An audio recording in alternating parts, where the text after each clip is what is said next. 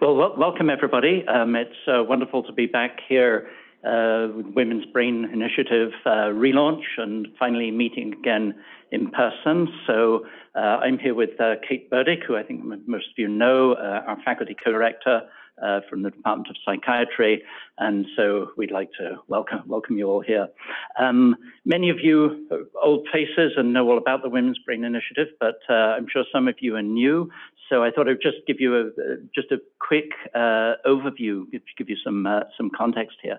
So the Women's Brain Initiative was established in 2017 thanks to a generous gift from our benefactors Rick and Nancy Moskowitz, who are a couple down in Florida. Rick is a Harvard alum, he's now retired psychiatrist.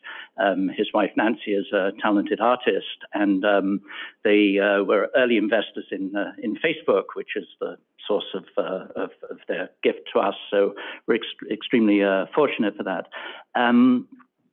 So the Women's Brain Initiative was established with a mission to study, as the name indicates, women's brain health and sex differences in brain function and brain health.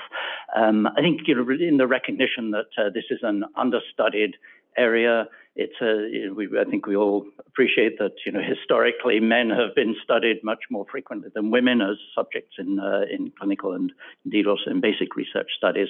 And we all felt it was that balance needed to be redressed, and so that was the rationale for launching this initiative. I know Kate is going to say a little bit more about it in a minute. So, but just to summarize, I mean, we launched in 2017.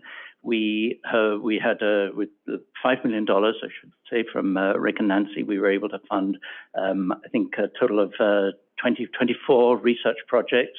We also and there was a mixture of sort of larger cornerstone projects, as we call them, and then pilot projects and individual fellowships that were primarily targeted to younger researchers.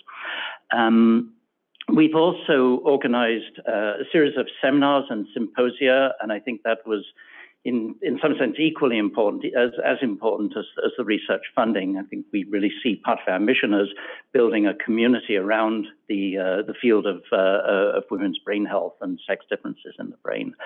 So we're very pleased that we're able to resume in-person meetings.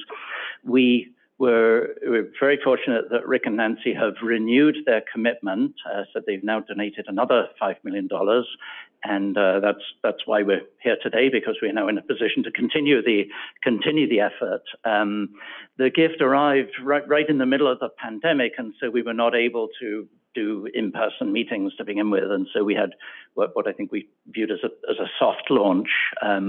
But we made our first 3 awards, and you're going to be hearing presentations from the recipients today. So we were planning more of this, and Kate and I will be working on those plans and announcing them widely in the weeks and months ahead. As many of you already know, we've put out a RFA for pilot projects. Thanks to all of you who've submitted proposals. Please be assured that we are looking at them. If you haven't heard from me, it's because everything looks fine and the review process is pending. So I don't want to tell you when it'll be done. We need to line up reviewers and so forth. But I hope we'll be able to announce the results of that fairly soon. So just a few words of thanks before I hand it off to Kate. First and most importantly, of course, Rick and Nancy Moskowitz for their generosity and their faith in our ability to make this happen and to make an impact in this field. Thanks also to Dennis Selko. Dennis is here in the audience. For those of you who don't know him, he's the Vice Chair of Research in the Department of Neurology. Dennis has a long-standing connection to Rick and Nancy and really helped to steward this gift and make it happen. So thank you to Dennis. Thanks also. I don't know if there's anybody from the development office here, but I should give them a shout out as well, particularly Sally Mooney, who's been the point of contact with Rick and Nancy. It doesn't happen without development stewardship, so we greatly appreciate their help. And thanks also to my assistant, Erin Brown, who's sitting in the back row. Erin arrived at Brigham very recently, and so this is both his first event and my first live event in a long time. So hopefully it'll all run smoothly, but even if not, I'm sure we'll have a good time. So so thank you again, everybody, and like to hand it off to Kate Burdick, our faculty co-director. So thanks, Kate. Thank you, Charles, and we'll note of gratitude to Charles for organizing all of this and continuing to run this since 2017, really. Well, I guess a little bit after 2017, Charles joined. I'll just say, if it doesn't run smoothly, note the last bullet point on the slide, which is the cheese and wine portion of it, and so we've got that to look forward to. It's a pleasure to be here and really good to see three-dimensional faces in the audience, and this was really a big part of what the Women's Brain Initiative was about, was bringing people together and allowing not just a transdisciplinary focus from a research standpoint, but actually getting different people in the room together who don't do the same kind of research, but that come together on the common theme of trying to understand the women's brain, understand sex differences, and really think about how we can improve outcomes for people who suffer from brain disorders. And so I think, you know, the pandemic introduced a bit of a challenge in the interpersonal component of the WBI, which I think is a really big pillar of what this initiative can offer our community at the Brigham. So we're back and looking forward to recurring symposiums and sessions around this topic more broadly. I'll just comment, it was in 2017, right as this was launching, that I came to the Brigham. And so just on a personal note, the way in which the WBI has affected my own career is I think, worth noting, because it is, I think, an example of what it was intended to do, which is that I came here and I study mostly mood disorders. I really hadn't focused much at all historically on sex differences, on female mood disorders, specific hormonal mood disorders. Didn't think much about it beyond putting sex as a covariate into models as I thought about analyzing data. It did coincide around the same time with the NIMH and the NIH pushing a stronger and more legitimate focus on sex as a biological variable, very rightfully so. But I hadn't really been doing this kind of work. And so as I came to the Brigham, this gift was given and there were initial core projects selected. And so I was asked to write something up for depression and to look specifically at sex and/or women's, particularly specific to women's depression. And so the proposal that I put in was on postmenopausal depression, and it was the first time I really studied this kind of area. And so really pointing out that I think the goal here is to support people who study this really important area, but also to introduce people who don't study this area to this area. Because, you know, since then, that particular core project has seeded multiple pilot studies of trainees. It serves as pilot data for at least 2 K award applications of my trainees. Haydeen Jaffe and I got an R01 that was funded, that was based in large part on this being, you know, a sort of seed for this area. And so it generates a lot of interest and additional funding and additional work in this area, which I think is really the key to what this kind of initiative can do, is by bringing people together around this common theme. So I'm going to stop at the comments at that point and just kind of note the speakers. Charles alluded to this, but we're going to have very short talks, so don't expect to hear a lot. And I expect that you might be hearing mostly descriptions, because these are early in the process of these projects. I'm unlikely to hear about results as yet. But first, we're going to hear from Pamela Rist and Joanne Manson on novel biomarkers for cognitive function in the Cosmos randomized trial. Then next, you'll hear from Will Renthal and Andrea Harriet, who are going to talk about sex differences in mechanisms that initiate migraine aura.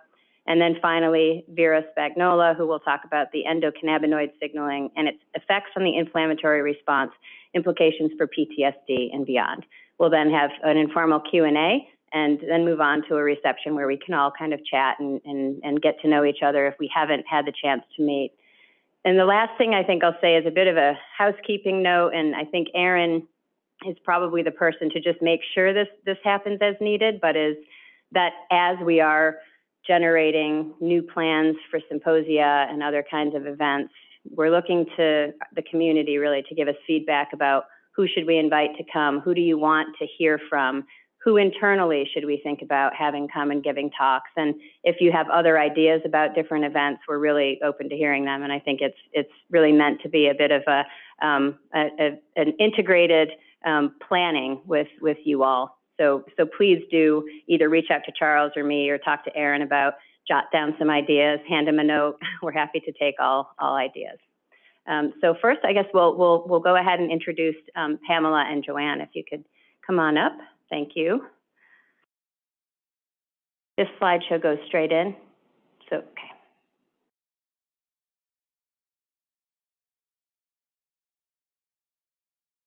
Thank you.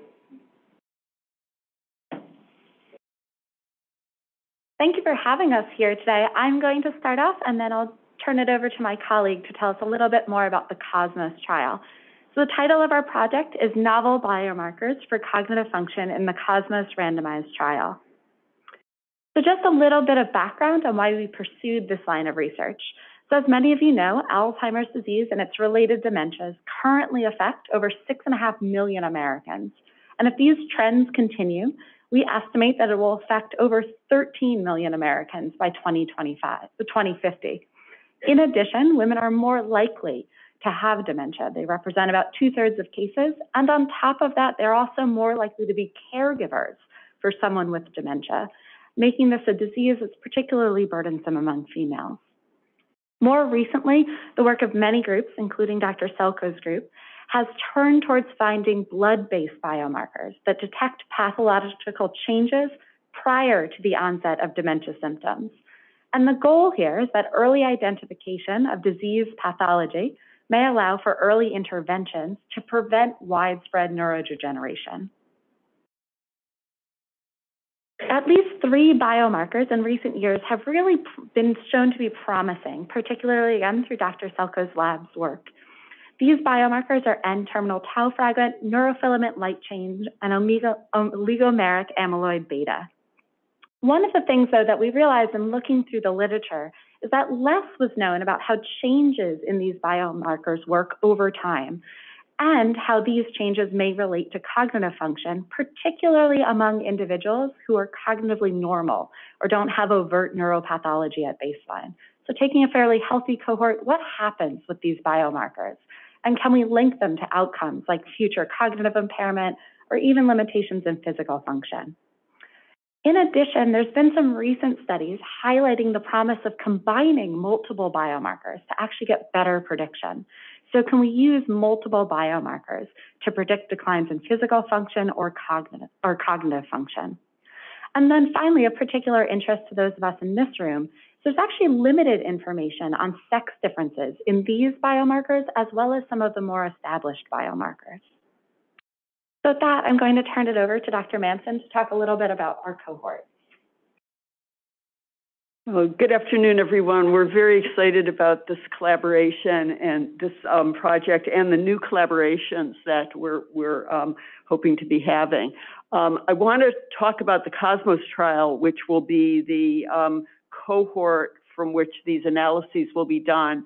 So the cocoa supplement and multivitamin outcome study, or COSMOS, is a large-scale randomized clinical trial that includes cocoa extract supplement, 500 milligrams of flavanols, 80 milligrams a day of minus epicatechins, and a standard multivitamin in a 2x2 factorial design where we can look at the independent as well as the joint effect of these interventions in 21,442 participants.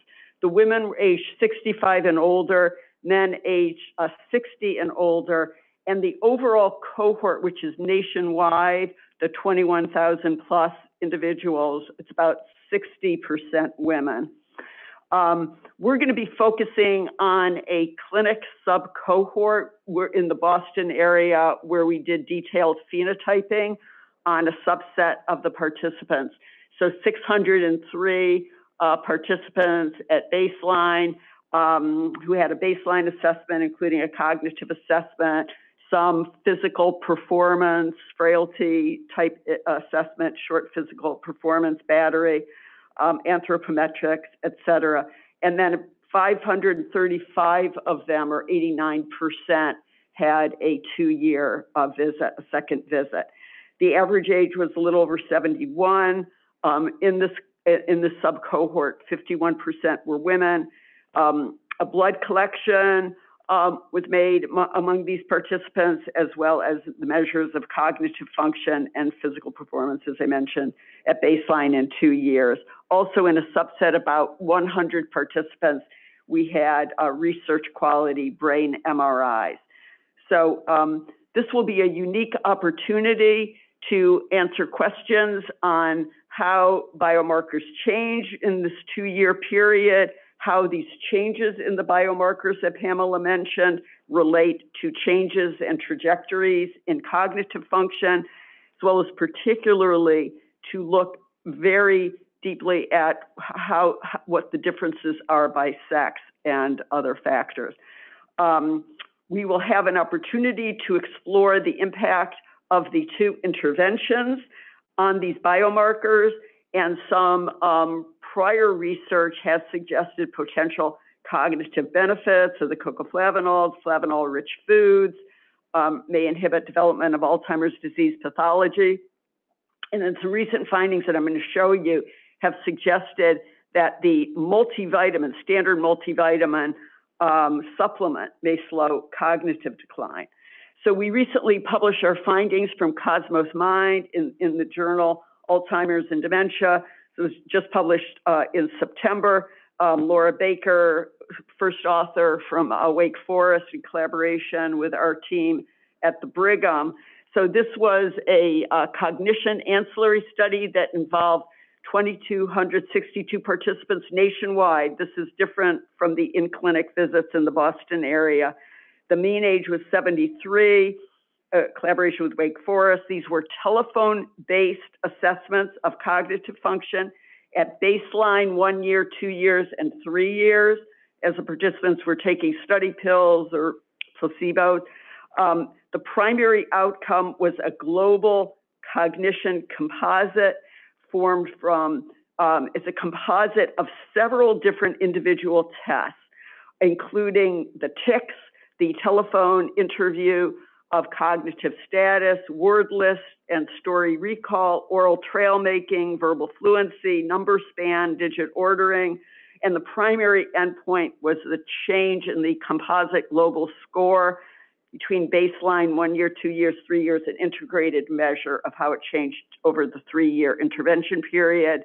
And the pre-specified secondary endpoint, the primary endpoint was for the cocoflavanols, the pre-specified secondary aim related to the multivitamins. So here were the findings. Now, the first panel shows the change over time in for cocoa extract versus placebo, and placebo is in blue. The cocoa extract is in blue, the placebo is in red. And what this is showing is, as we found in virtually every cognitive study we've done and many other research groups have found, is that there's a practice effect. So results on the cognition test actually improve at 1 and 2 years, and they plateau off. However, what we found was for cocoa extract, there was slightly better performance in the active group versus placebo, but it was not statistically significantly different, and no significant difference here. But for the multivitamins, we actually saw a strongly statistically significant difference where the multivitamin active group did better than the placebo group. This was a P of 0.007, which translated to a 60% slowing of cognitive aging and equivalent to about 1.8 years less aging over 3 years. Obviously, this needs to be replicated, but it was very exciting in terms of whether we might see these results replicated, and also whether we might see changes in the biomarkers that correspond to these findings. So that background leads us into the goals of our grant. So within our grant, we'll be focusing on that clinic subcohort that Dr. Manson was talking about, where we have detailed measures of cognition, as well as some physical function measures. So our first aim will be to test the association between 2-year changes in the 3 novel biomarkers I mentioned and changes in cognitive function. In addition, we'll look at whether the effects of one biomarker are independent of or additive to changes in the other biomarkers. And we'll perform parallel analyses for our physical function measurements and also for some of those MRI-based measurements that we have. Our second aim will be looking to see whether or not we can replicate the findings of Cosmos Mind in this clinic subcohort. So we'll be looking at the effect of a cocoa extract supplement and a multivitamin, multimineral on changes in serum levels of those 3 novel biomarkers. So trying to build off of those analyses, can we get some insights into what biomarkers are changing?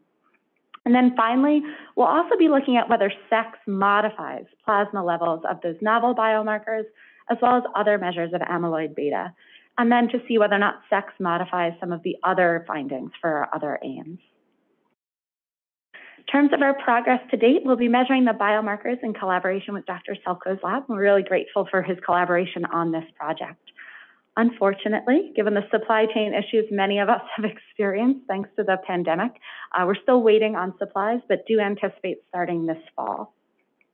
And then in the meantime, what we've actually been doing is looking more at replicating those Cosmos Mind findings.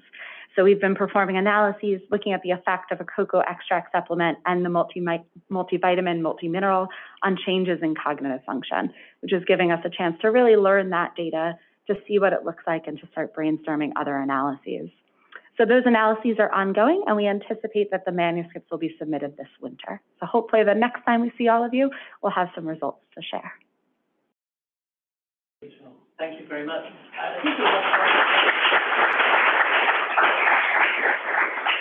We'd like to keep it interactive, so if people have questions for Pamela and Joanne, or for the other speakers, we can do a few questions after each talk, and then we can take it.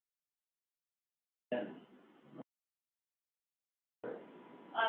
is a really exciting study. How do you control for other cocoa intake or multivitamin intake in your population? So if you want, I can take it. Okay, so the participants in the trial were asked not to take a personal multivitamin, obviously for safety issues and because it would interfere with testing. So everyone had to agree, at least in the consent, and understand that they were not to take a multivitamin. We did assess chocolate intake and diet, so we have some assessment of flavanol intake, but we did not restrict chocolate intake. We thought that that would be too much of an impediment to recruitment. However, given that this is a large-scale randomized clinical trial of more than 21,000 participants overall in the trial, all of those other factors we expect to balance out extremely well. And when we looked at Table 1 baseline characteristics, everything looked virtually identical in terms of baseline intake of different foods and risk factors in the active treatment versus placebo group. Sorry. You definitely specified that it was multivitamin with multiminerals, and in looking at the findings that you presented, I was wondering if you had particular sort of interest in some of the multiminerals or what that component was, and follow some of those up with biomarkers. I'll take a stab and you can comment. So because it's, as you well know, Kathy, because it's a combined multivitamin, multimineral, it's actually a very commonly used essential result supplement. It's impossible to disentangle which specific ingredient, but it has more than 20 vitamins and minerals. Our view is that some of the most promising vitamins, minerals that may be contributing to this effect would be B12, maybe other B vitamins, vitamin D, where in the VITAL trial we have seen a little bit of a benefit of the vitamin D alone in the African-American participants in VITAL in terms of cognitive function. But it may, in fact, be different vitamins and minerals that are helpful for different participants depending on what their baseline diet is and where they have deficiency. But because, you know, these micronutrients are so essential to optimal cognitive function, if people are deficient in one or two or several, it may be helpful having a multivitamin. We're not making any general public health recommendations in terms of that point, but if replicated, it may in fact be appropriate to do so, especially for people 65 and older. And as sort of we alluded to too, we do have some of those other biomarkers measured, so we can sort of determine what nutritional statuses are, and those are ongoing within Cosmos, even as the broader cohort, trying to figure out who would benefit the most.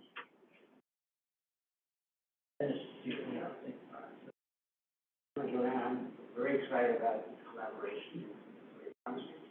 You're aware, and I think most people are here, the context of this level of patient benefit on the client is impressive because you're all struggling with the pharmaceutical world and trying to get the client and also getting it.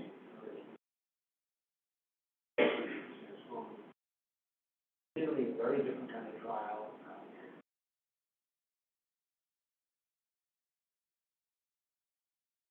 About 25%. I'm speaking about now in Canada. Or got the cells. Ties in with a lot of information about lifestyle factors. This is effective in use to monitor. Also, like this, support thing. We'll see whether we get that was over 3 years. That was over 3 years, but the response was really quick in terms of the separation of the curves. It was fairly quick. And I will mention there was another separate cognitive study within Cosmos where the cognitive testing was done through a web-based method of recognizing patterns, remembering words, flash, you know, in front of your eyes for 10 seconds, that kind of thing. And even though we haven't really published and moved forward with this, there's also a signal there for multivitamins. And a grant has been submitted by the Wake Forest group as lead to do a very large new trial that would particularly focus on underrepresented minorities as well as lower socioeconomic status or educational level to see if these findings can be replicated in populations that may in fact be the greatest need or also have lower nutritional status. It fits with my comment that in the world, Canada and the effort to include underserved populations about 25.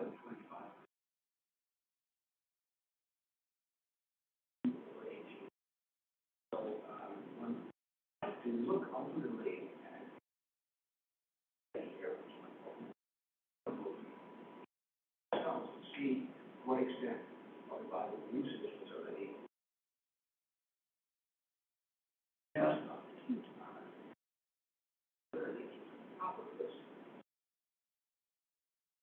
Yeah, I think it's great, given the difficulty we had.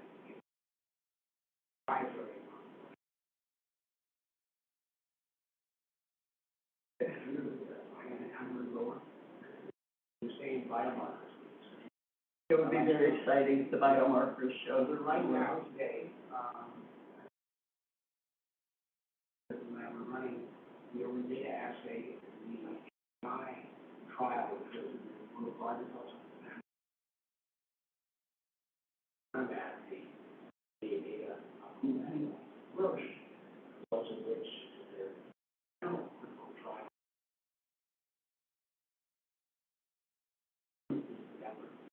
So we'll know whether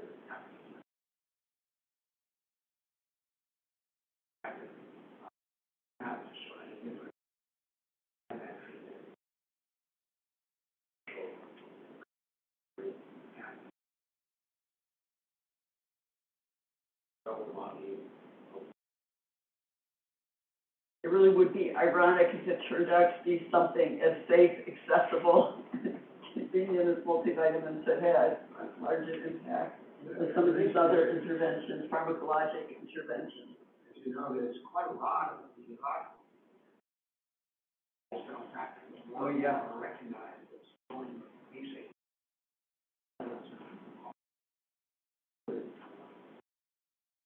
Things that they more attention to. Absolutely. Just really quick comment. I know you want to speak to time. It was so fascinating that you said there was a particular connection with B12. So one of the things that we're looking at is the connection with the gut microbiota and Alzheimer's disease. And there's some strains of Akkermansia that we're finding that seem to have a protective role in MS. And some other groups have found protective roles in AD. And they're known to have differences in B12 production. That could be another source of maybe subject variability, how much vitamins are being produced.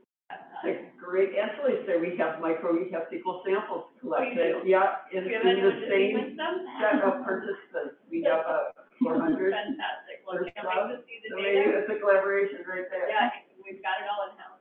We want to go run it. Thank you. Okay, terrific. Well, thank you, everybody. I'm kind of wishing we'd included some multivitamins along with the cheese. Next year, after the recitation, we'll definitely start doing that. So, is Andrea here? Yeah, hi. Good. Great. So our next team is Will Renthal from Department of Neurology here at Brigham, and Andrea Harriott, who is collaborating with Will and is based at the Department of Neurology at MGH. They're going to talk about sex differences in mechanisms that initiate migraine for us. So, thank you, Will and Andrea.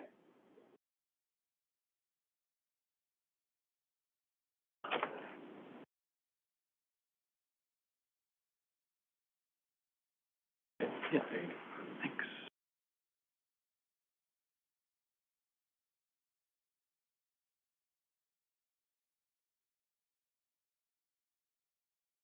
You're not reading Will's emails, right? Yeah, no, just our private chats here about how to manage scheduling. All right, here we go. All right, great. Well, thank you all for having us, and it really is a privilege and a pleasure to be able to give this talk and to talk about our collaboration together. So, sex differences in mechanisms of migraine with aura. So I'm Andrea Harriott. I'm a vascular neurologist and headache medicine specialist at Mass General Hospital, and I mostly work in the field of headache and see patients that have both comorbid stroke and headache. So migraine is a very common neurological disorder. It affects upwards of 12 to 15% of the general population, but it is far more common in females than it is in males. So if you look between the ages of 20 and 40, it affects almost 30% of the female population. And the peak prevalence of migraine actually occurs within that period. And the disparity between males and females really occurs between puberty and reproductive senescence, so between puberty and the post-menopausal period. It is 3 times more common in females than it is in males, which raises the possibility that either chromosomal, sex, or gonadal hormones may play a putative mechanistic role in the prevalence of migraine, or the high prevalence of migraine in females as compared to males. It is the second leading cause of years lived with disability, so it actually plays an extraordinarily high role in disability in the United States. Migraine with aura is a unique subtype of migraine, and most patients that have migraine with aura will describe visual disturbance, but you can have other types of migraine with aura. You can have sensory symptoms, you can have language disturbance, or even motor dysfunction or hemiplegic migraine. But typically patients will describe zigzag lines that will progress across the visual field very slowly over the course of time that lasts for about 15 to 20 minutes, and then they'll develop a more severe headache, and sometimes it will be followed by an area of scotoma where patients can't see. The underlying electrophysiological substrate for migraine with aura is cortical spreading depolarization, which was described in the 1940s by Aristides Leao.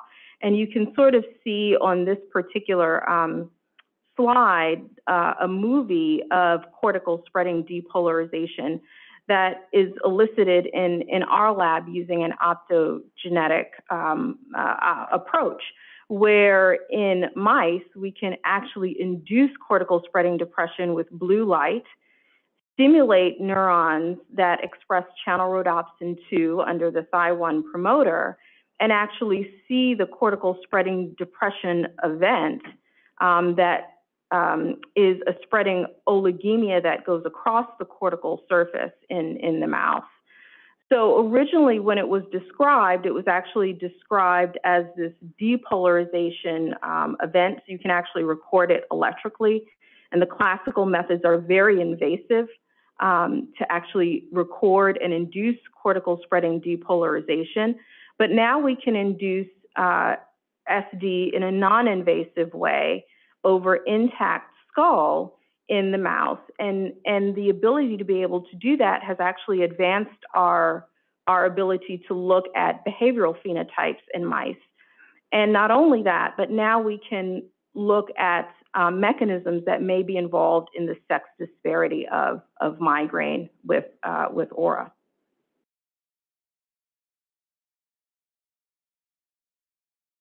So I just want to show some data to demonstrate how we use optogenetic cortical spreading depression to examine sex differences in mice. So here we use a single event optogenetic spreading depression, so a single event SD in the mouse, and then 1 hour later we can actually do behavioral tests in the mice.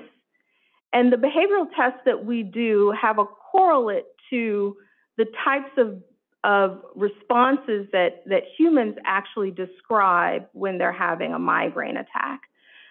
So 70 to 80% of patients that have migraine, and in particular migraine with aura, say that they develop cutaneous allodynia, which is when it becomes painful to actually press around the eye or even into the scalp. Patients may describe that if they wear glasses or if they brush their hair, it becomes exquisitely painful. And this sensation of when a non-painful stimulus becomes painful is described as cutaneous allodynia. So it's a form of pain related to central sensitization or sensitization of peripheral as well as central nociceptors. So we can actually examine this in the mouse by using von Frey monofilament hairs of graded force intensity and pressing around the eye and looking for nociceptive behaviors in the mouse. So when we induce a single event optogenetic spreading depression in the mouse, we can elicit nociceptive behaviors with a force threshold that's much lower in the periorbital region as compared to the sham animals or control animals, suggesting that spreading depolarization produces periorbital allodynia, or this pain behavior in the mouse. And if we give the animal sumatriptan, which is a migraine abortive medication, we can actually abort this pain behavioral response. So this suggests that at least in the mouse, we can get a pain behavioral phenotype that has face validity for the types of pain responses that we would expect a migraine patient might have. What was also interesting in our initial studies was that if we induce spreading depression repeatedly, we begin to see differences in females as compared to male mice. So repeated spreading depression every other day for 7 spreading depression events not only produces periorbital allodynia, but in female mice, the allodynic responses seem to be more robust. So the force threshold needed to induce the allodynic responses are much lower in the female mice, and they seem to have longer recovery times. So if you look out at 4 days, maybe the allodynia is still present in the female mice as compared to the male mice. So when we did a regression analysis taking into account sex as a variable, in addition to other variables, including sham or SD, recovery time, single versus repeated SD, and sex times recovery time, there was a significant effect of sex, a significant effect of sex times recovery time, as well as other variables on the periorbital allodynia. So one of the main questions that we had was to really look at sex differences in not only SD susceptibility, so how spreading depolarization is generated in animals, but also the differential activation of both cortical as well as hypothalamic neural circuits. And one of the reasons why we were interested in hypothalamic neural circuits is because hypothalamic neurons are robustly activated following cortical spreading depression. Not only that, the hypothalamus contains some of the most sexually dimorphic nuclei within the brain. And following a single SD event, we see in the SD, but not in the sham animals, robust CFOS activation, and in this case, in the paraventricular nucleus of the hypothalamus. That's where we see the biggest difference in terms of CFOS expression. We also see CFOS expression in the supraoptic nucleus of the hypothalamus as well, and we're just now starting to look at sex differences in this CFOS expression. Right, and so my job is to try to figure out what these cells are and what they're doing. And so Andrea has done a great job trying to identify these sex differences and implicate the hypothalamus, in particular the paraventricular nucleus, as well as potentially other nuclei as well that are potentially directly activated or indirectly activated. We're not sure yet during a spreading depression event. And so we would like to understand which neurons specifically are activated during this process, because we think that better understanding the circuit will allow us to get control and potentially regulate some of these behaviors. And so I'm going to talk to you about 4 approaches we're taking. One is to just develop tools to label these neurons, then study their anatomy, their molecular function, and then their behavioral function once we get control of them.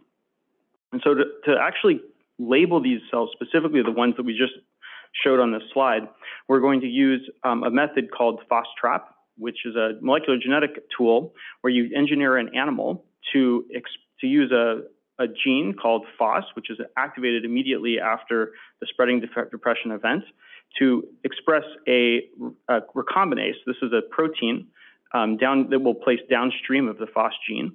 And this recombinase will then get expressed in the nucleus of the cell. And if we give the mouse at the same time a dose of tamoxifen, we can actually activate this recombinase to then cut a genome in a specific spot. And what we're going to use is we can put in an effector gene of our choosing in this downstream spot. And in case we can express a fluorophore, or we can express some sort of ion channel to control the activity of these cells. But needless to say, what we can do is, using this approach called FOSS-TRAP, we can label specific neurons that are activated during a specific time point, that are active during a specific time point after SD. And so I'm just showing here that turn kind of from a cartoon standpoint blue, but we can express any fluorophore we'd like, or any protein we'd like. And so what we'll plan to do is express GFP in these cells that get activated in the periventricular nucleus right after a spreading depression event. And using an approach that Ava Semazoglu, a postdoc in my lab, has developed, we can actually clear the entire head of an animal. This is including the skull, the meninges, the brain, the cortical surface, and all of the structures therein. And this is a method that's been developed. It's actually a very old method, hundreds of years old, but has recently come to use in neuroscience because of the advent of light sheet microscopy, which can actually scan the entire brain scan an entire cleared brain and measure the location of all of these fluorescently labeled neurons. And I'm going to just give you an example of what some of this looks like for one of the mice that we've been studying. This is not one of the ones for the spreading depression animal yet, but one of the ones we've been using for another project. And so we're just going to take you through a few sections of a set of neurons that we've labeled hidden here, but these are a set of neurons that express an ion channel called NaV 1.8. And you can see as we move caudally through this brain, you can see these cortical neurons light up. And this is the trigeminal ganglia, which is the brightest expressor, but you can actually follow the track of individual neurons as they go throughout the entire, either outside or inside the brain. And one reason why we're particularly interested in using this approach in a cleared head rather than just a cleared brain is because we can actually follow neurons that may exit the skull and go around into the meninges. And so it might be interesting to see if there are any interesting connections between the hypothalamus, pituitary, and meningeal innervation.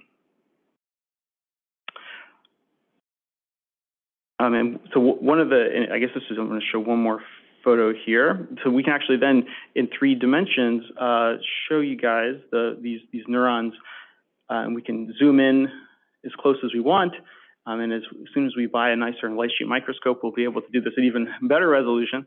And I think that these types of images will really give us a lot of understanding exactly where, for instance, in this case, here is the peel surface. We can actually use antibodies to label the cells that are right along the surface and understand exactly what types of interactions are occurring here.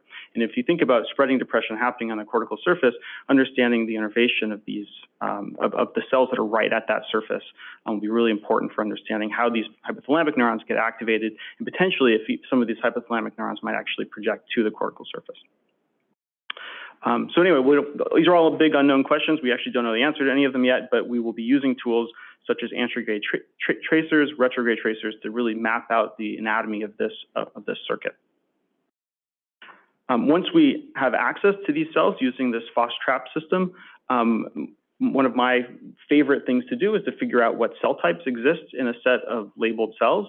And so we'll use, and then we can then ask questions: which peptides, which genes are expressed that might be therapeutically targetable, and then are there sex differences in terms of the genes that are expressed between male and female spreading depression activated hypothalamic neurons.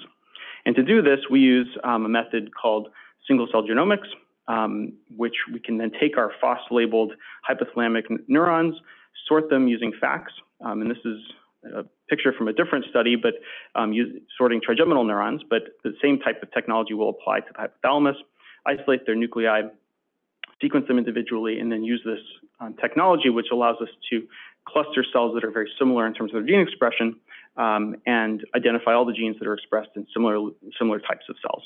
And then we'll be able to answer the first couple of questions, actually for all 3 of those questions that I put on the previous slide.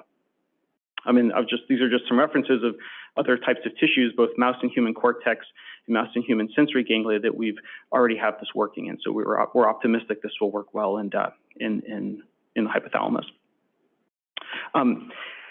One of the other ways, as I mentioned, we were doing this retrograde and anterograde labeling, and we've got this working in several other tissues. But in collaboration with Jeff Moffitt at Boston Children's Hospital, who's developed MERFISH, and along with Charles Jennings too, of the hypothalamus, we'll be working to try to map the expression of a set of genes that are relevant for this structure in 3-dimensional space. So we'll know actually where these genes are, not just in a dissociated, where these cell types are located, not just in a dissociated tissue type. And then finally, once we have access to all these cells, we understand what the cell types are, we'll be able to use optogenetic and chemogenetic tools to then control the activity of these cells, and then understand if we can maybe block some of the behaviors that Andrea was just talking about, the cutaneous allodynia, a slide that I took out against her without her consent on anxiety, which I'll just show briefly here. So there's a variety of behavioral aspects she's really developed and led the field in trying to understand how these animals behave after a spreading depression event. And then lastly, I just wanted to kind of put a brief plug in that we've been able to do this in other tissue types, that this funding has actually allowed us to have the freedom to develop even larger programs to collect human tissue in patients who have a history of migraine. And so we've developed, I'll be the lead PI on this Harvard Human Precision Pain Center, where we'll be collecting tissues at MGH and hopefully here at the Brigham soon, mainly sensory ganglia, but we actually have access in our IRBs to all the hypothalamus, and we're hoping to, we'll have histories of all these patients, whether they've had migraine or any headache disorders in the past, and we'll be collecting at least 500 over the next few years. So we'll have a large data set, we'll be genotyping all of them, performing single-cell genomics on their sensory ganglia, potentially hypothalamus, and other regions we implicate in our studies here. So I think, thank you for the funding. This is going to be really exciting, and we'll open up to questions.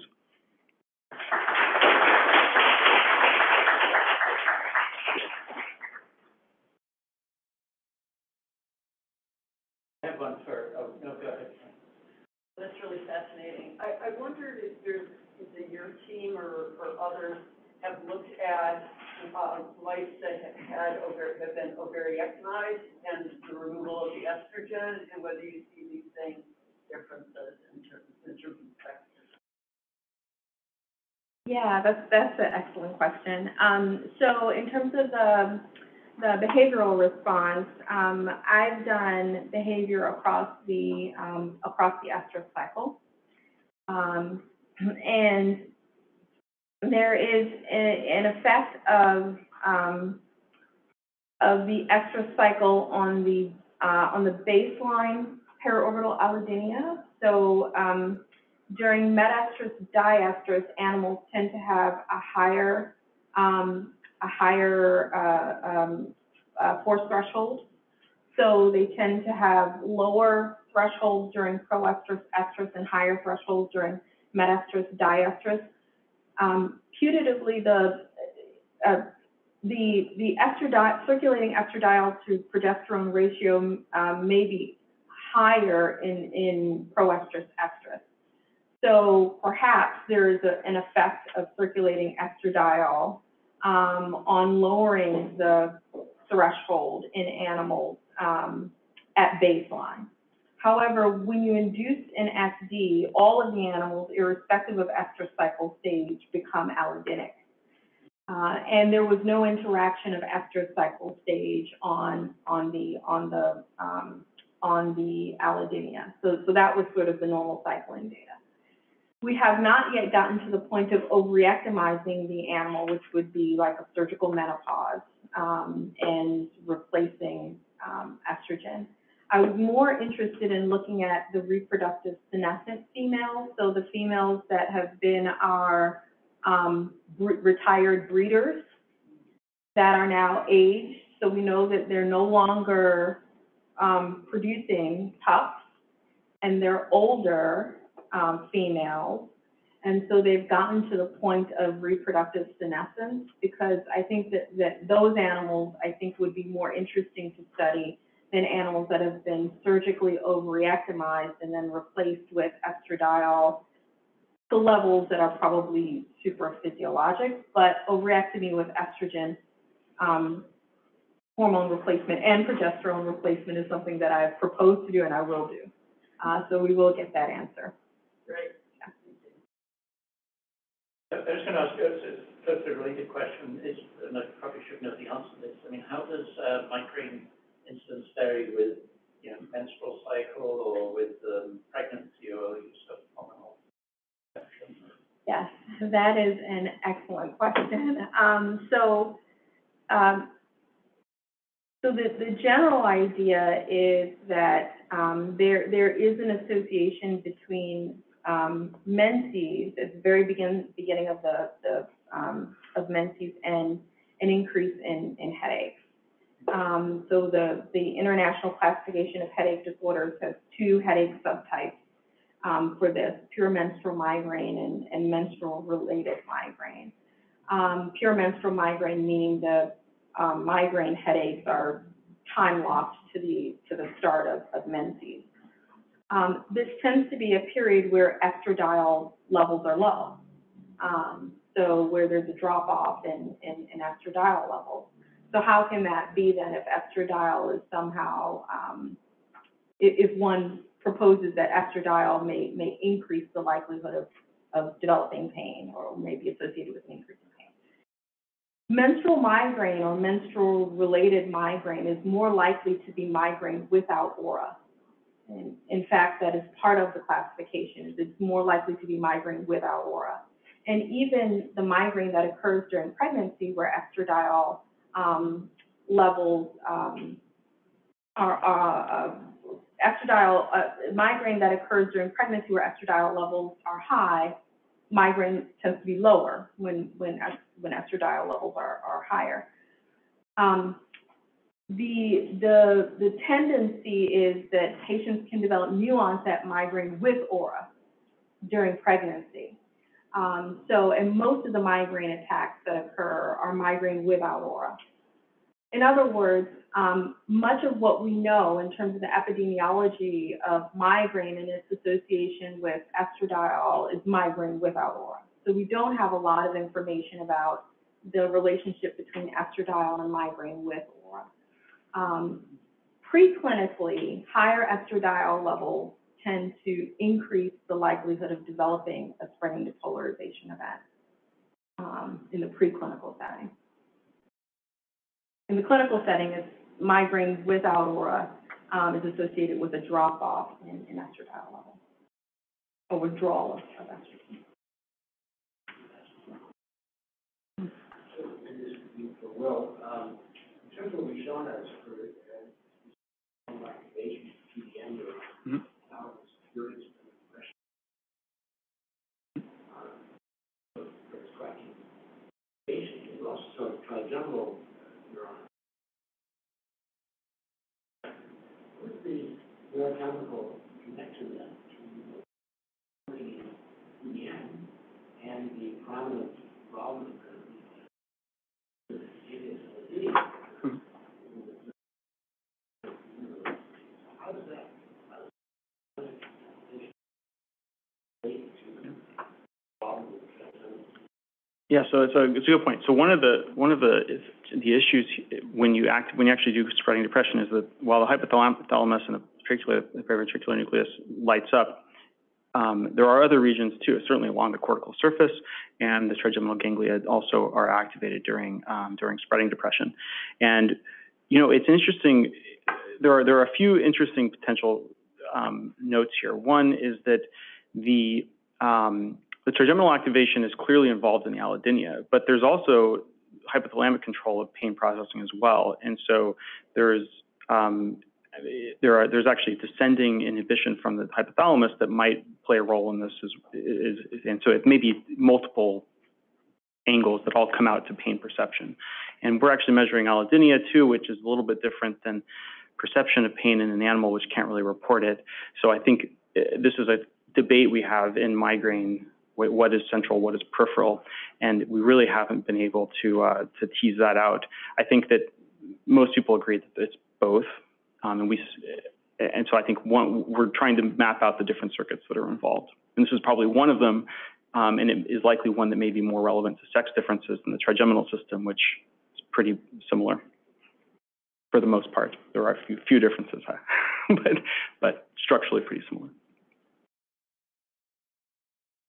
Questions for if not, thank you very much. Sure thing.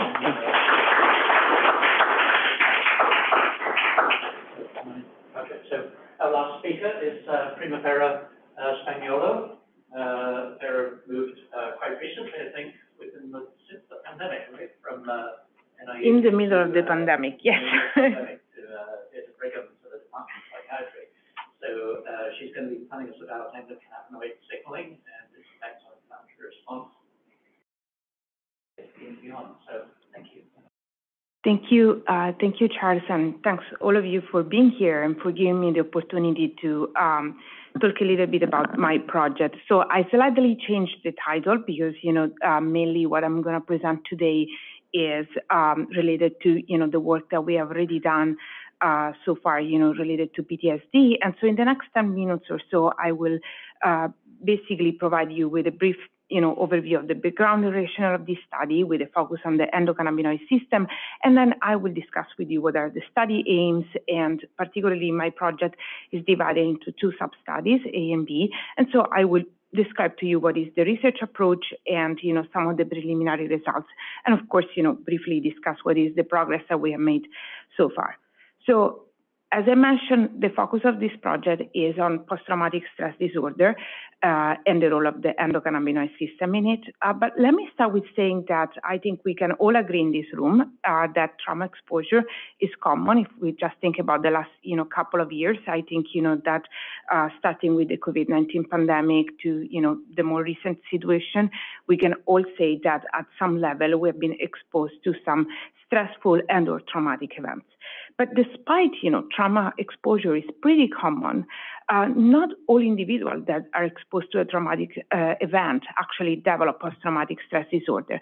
But what the literature has been very consistent in reporting is that among those individuals that will develop post-traumatic stress disorder, women are actually the majority. So there is a striking, increased prevalence of post-traumatic stress disorder in women compared to men, at the point that, when we talk about post-traumatic stress disorder, we clearly talk about one of the most sex-polarized mental health conditions that we know. And what is also important to highlight is that women are also at increased risk to develop chronic post-traumatic stress disorder and more severe post-traumatic stress disorder. And I also want to mention that there are a large number of studies showing that women exposed to trauma and women with post-traumatic stress disorder also have a high prevalence of cardiovascular events and, cancer. Despite, we know very well that there are those sex differences in the prevalence, in risk, vulnerability, but also severity for post-traumatic stress disorder, we don't know exactly what are the mechanisms underlying those sex differences. There have been several studies that have looked into it and that have allowed us to identify some sex-specific genetic and environmental factors that together modulate what we call the fear regulatory neurocircuitry that has a substantial role in our ability to respond to fearful events and therefore, in PTSD and other stress-related and trauma-related disorders. And when we look at the fear regulatory circuitry, what is pretty striking is that this circuitry is highly regulated by estradiol, and this is something that has been highlighted both by preclinical and human studies. And indeed, when we look at the main brain region that are included in this circuitry, such as the amygdala, the ventromedial, dorsomedial prefrontal cortex, and the hippocampus, those regions are highly dense in the expression of estrogen receptors. And one last point I want to make about this, role of the estradiol in regulating the fear regulatory circuitry is that we know that actually manipulation of estradiol levels in the immediate aftermath of a traumatic event may actually decrease the chance of developing post-traumatic stress disorder.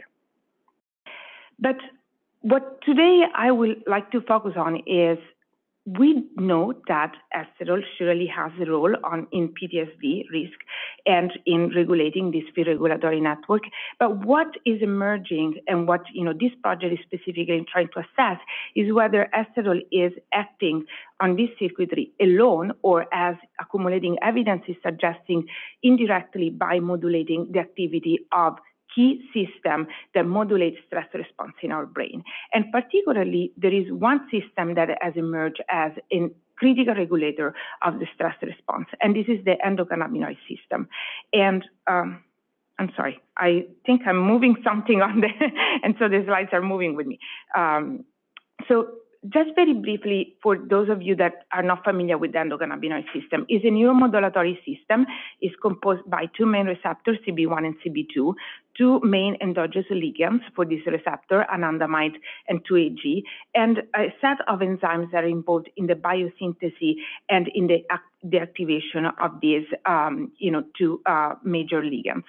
And the reason why I'm pointing to this is because one of these enzymes is actually currently being a target, pharmacologically speaking, for studies in subjects with post-traumatic stress disorder. So in general, manipulating this system is something that has been studied for post-traumatic stress disorder, but also for Alzheimer, for pain, and for inflammatory condition. And that's because the endocannabinoid system really, it's implicated in all those different aspects. But let's focus first on the role of endocannabinoid system in stress and trauma exposure. So as I mentioned to you, while we usually, when we think about brain stress system, we're used to think about the HPA axis, we're used to think about systems that are mainly activated to actually trigger that stress response. The endocannabinoid system is implicated in buffering the stress response, in terminating the stress response. So as you can easily guess, an alteration in dysfunction in this system will be associated with an impairment in terminating this stress and fear response. And one other point that I think it's important to keep in mind here is that there is a reciprocal modulation between stress and the endocannabinoid system and vice versa. So in other words, while following exposures to a stressful or a traumatic event, we have an increase, in anandamide level in particular to buffer the stress response, to actually, basically signal when the fearful or stressful event is not anymore a threat, for the individual. In subjects with, PTSD, with, disorder that are characterized by a chronic, stress exposure, in those subjects, we actually see that there is a decrease in ACB signaling, a decrease in endocannabinoid signaling. And this is, reported by several studies. In particular, those studies have shown that individuals with post-traumatic stress disorder, as well as with major depression, show low levels of anandamide. So it seems that this buffer system is not anymore functioning properly. And there is only one study that actually has examined sex differences in endocannabinoid levels in subjects with PTSD. And this study shows that women with post-traumatic stress disorder have lower level of anandamide compared to men with post-traumatic stress disorder and with healthy controls. So there is an emerging body of literature showing that actually there are sex differences in how the endocannabinoid system works. Preclinical and human studies have converged in showing that women have at baseline lower level of anandamide, and the CB1 expression in women is estrogen dependent. Now, what I think it's particularly interesting, especially as I was thinking about designing this project, is that we know that anandamide and estradiol have a reciprocal relationship, meaning low level of anandamide and low level of estradiol are associated to low level of anandamide and vice versa, suggesting, as I mentioned, a reciprocal regulation. And what I think is critical here to highlight is that when both estradiol and anandamide level are reduced, we see that there is an impairment in fear extinction and a perturbation in how the HPA axis works during stress response. So the figure on the right is basically just a model of how this all mechanism may work. So we can have that following a decrease in estradiol level or following trauma and repeated stress exposure, we know that there is a downregulation in endocannabinoid signaling, and that has been associated with a reduced HPA axis functioning, cortico-amygdala coupling. If you remember the fear, circuitry, we have, that two of the main components are indeed the amygdala and the frontal areas, and there is also the emergence of an hyperinflammatory state. And that hyperinflammatory state, that's what the arrow there, it's, messaging, it's something that further alter the function of this regulatory network. So as a result of this, the phenotype that emerges is dominated by anxiety, an impairment in fear extinction, hyperarousal, and anhedonia. So all elements that we actually recognize and in PTSD. So why I highlighted the inflammation, because when we look at the multiple, function that the endocannabinoid system actually it's in charge of, regulating the immune response is one of those. And we know from the literature, from a large body of literature, that PTSD is actually associated with an increase in pro-inflammatory markers. However, and one interesting epidemiological evidence is that subjects with post-traumatic stress disorder have a higher prevalence than the general population for about chronic inflammatory and autoimmune disorders, and vice versa, suggesting that there is actually a reciprocal relationship between alteration in immune response and how our brain will process, like a traumatic event. But only a single study so far, and as you can see, a pretty recent one, has analyzed whether there are sex differences in peri-traumatic levels from pro-inflammatory cytokines, finding actually that there are such differences, but these studies specifically focus in the immediate aftermath of a traumatic event. So we don't know what actually happened in subjects that have a more like chronic, post-traumatic stress disorder. So to try to address all those different questions, I designed this study, specifically to look at the relationship between the endocannabinoid system, pro-inflammatory markers, and PTSD risk and severity. And specifically, the aim of the study are the following. So for aim 1, we want to first determine whether there are sex differences in the association between circulating endocannabinoid levels and post-traumatic stress disorder, using a cohort of men and women with post-traumatic stress disorder and not psychiatric controls. We also want to assess in the same cohort the relationship between circulating endocannabinoid levels and peripheral pro-inflammatory markers and sex differences therein. How we're going to proceed about it? Well, as many of you may know, we have a wonderful resources here at our institution, that is the MGB Biobank. And so we decided to use these, amazing resources to basically look at individuals with post-traumatic stress disorders that were enrolled in the biobank in the time period that I have highlighted here. So we found that, about approximately 3,000 individuals, with such diagnosis were in the biobank. And from those, we selected 83 individuals, but male and females, age 18 to 49. The reason for this, age group is because we know the sex differences in PTSD prevalence are actually evident during the reproductive period in women. And one of the criteria for selecting this individual is that they shouldn't have lifetime diagnosis of bipolar disorder or schizophrenia. That's because both these disorders have been also associated with alteration in both endocannabinoid levels and pro-inflammatory markers. So there were, of course, other, inclusion-exclusion criteria that I'm happy to share with you maybe later in the Q&A if, there is interest in that. From this initial cohort, we then selected, a subcohort of individuals that had available serum sample and genomic data, and that didn't have, a chronic inflammatory or autoimmune disorders, and a matching cohort of healthy controls that were matched for sex and age.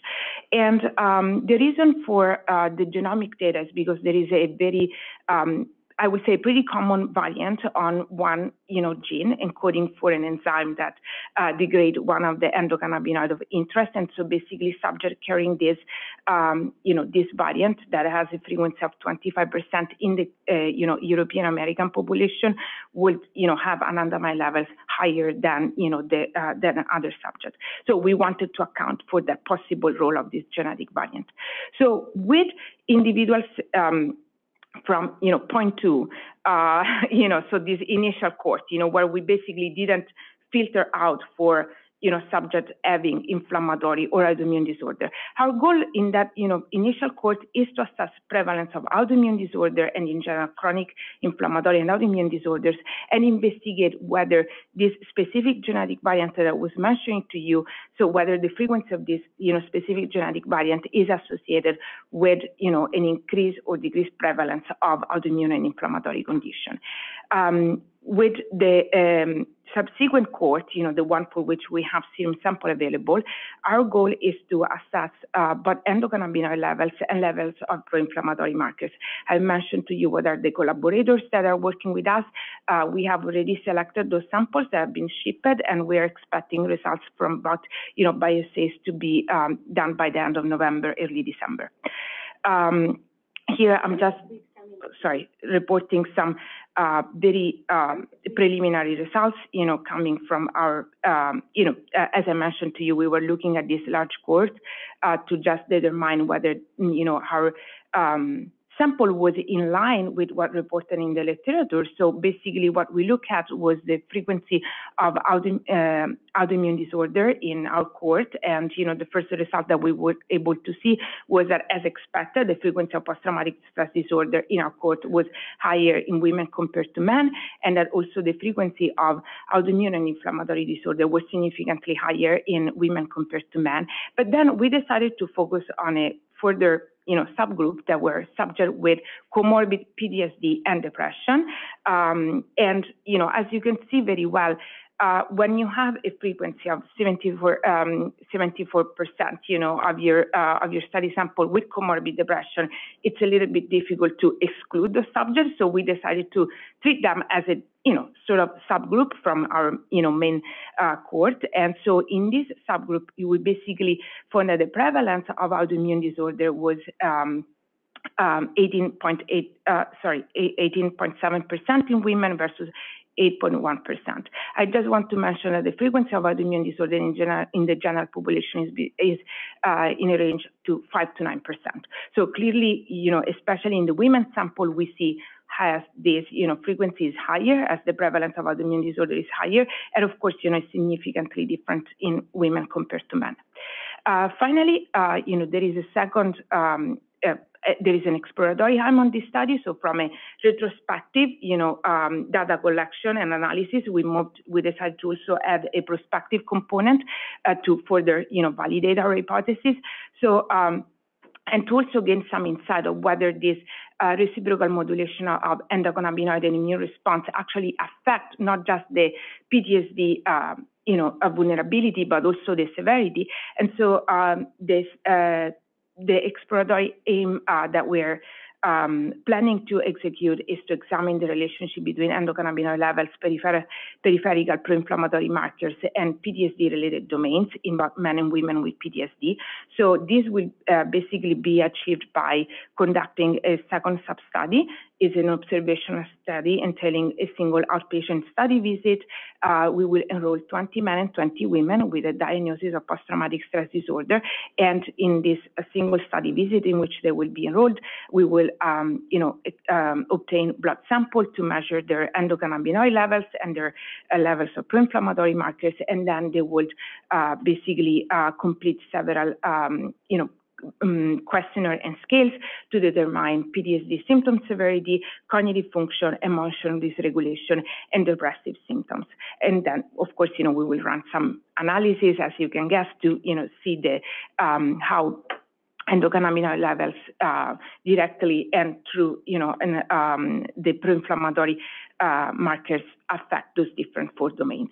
And with this, I just want to acknowledge, all the wonderful, colleagues and collaborators that have made this, project possible so far. The Women Brain Initiative, Kate and Charles, and my mentor Edine, the wonderful people working with me. Big thank to Anna, that has been incredible in helping me with this project so far, and then our collaborators at the NIH and here at the Brigham and the MGB Biobank. That is incredible resources, and I'm happy to share more with you during the season 1 reception. But it's really a great resource, great people, and thank you so much for your attention.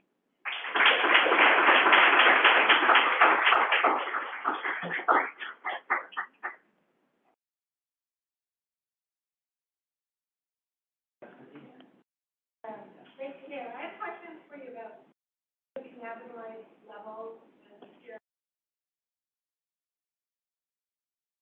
stability across the menstrual cycle, because secondly, what is known about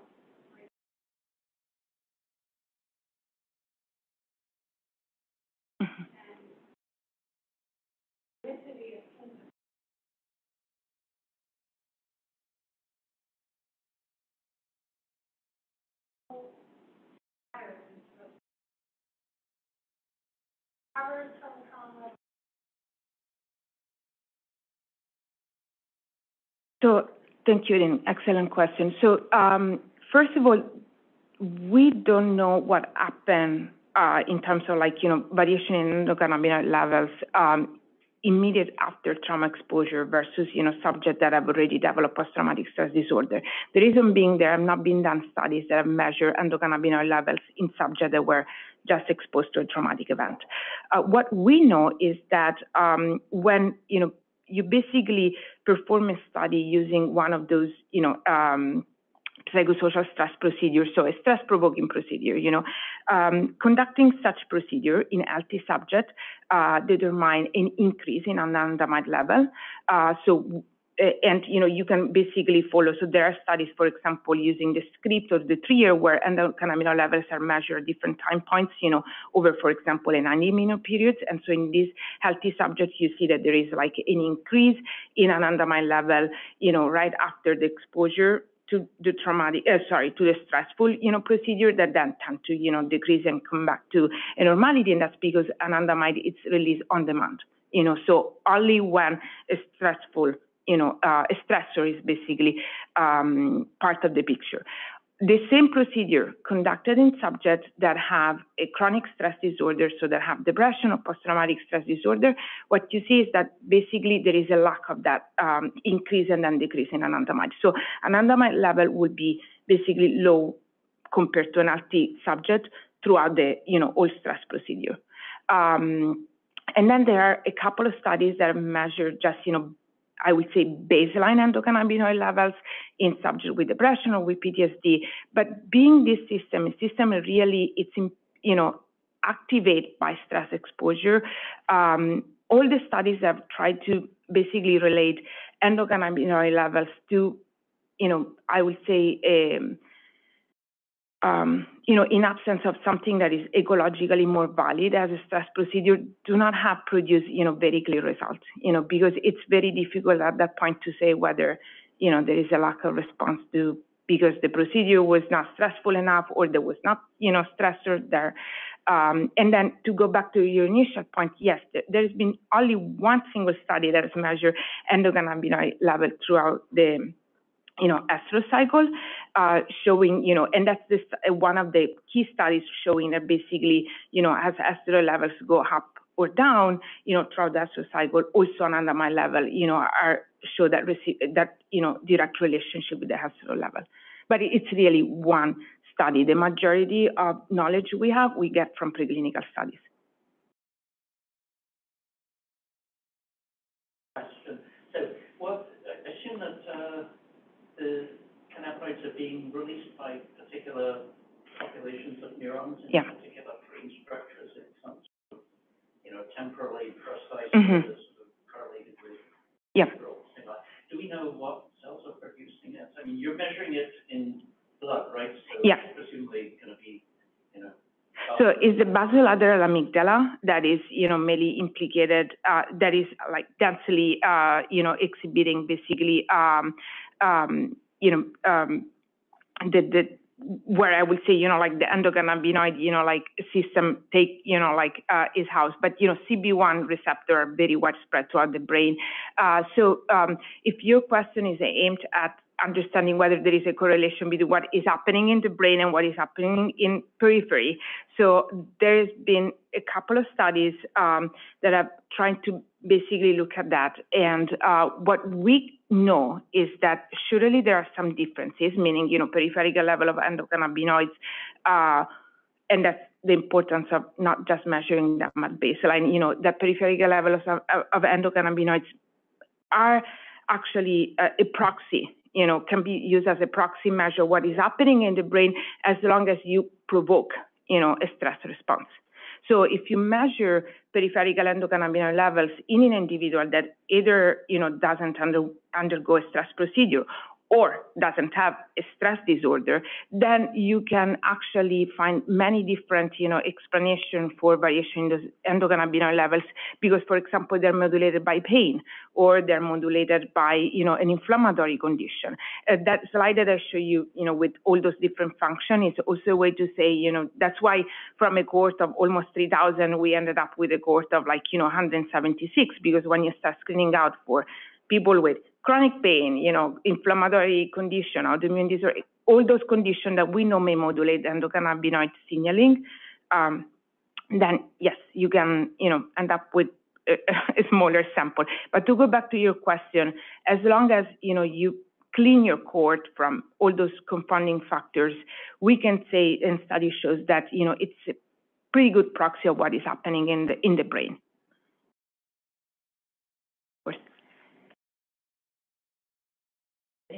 Any questions, Kate? Do you want to? No questions for?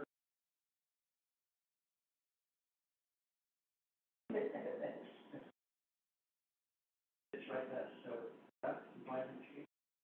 all right, great. Well, thank you, everybody. Thanks for